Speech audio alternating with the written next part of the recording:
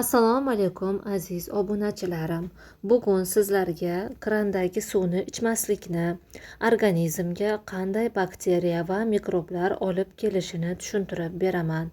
Toza suvni iste'mol qilish va organizmga qanday foydalari borligini video davomida aytib beraman.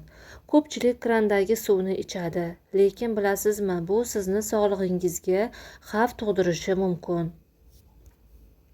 Bakteriyalar va mikroblar kran suvida ko'p hollarda mikroblar uchraydi.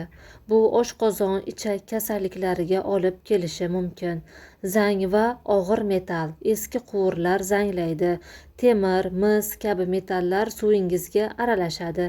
Kimyoviy moddalar tarafdan esa suvni tozalash jarayonida ishlatiladigan kimyoviy moddalarda ba'zi bir salomatlikka zarar yetadi.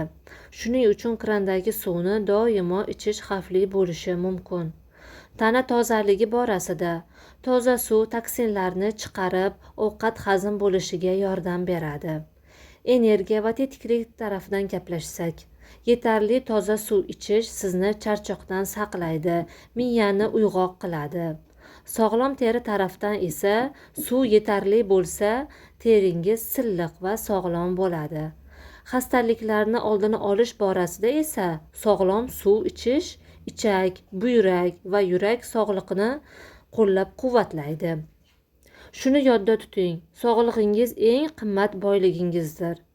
Krandagi suvdan voz keching va har kuni toza suv ichishni o'zingizga odat qiling.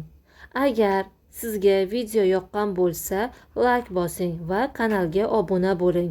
Shunda sog'lom hayot sirlari sizga doimo yetib boradi. Barchangizga yaxshi kayfiyat tilab qolaman.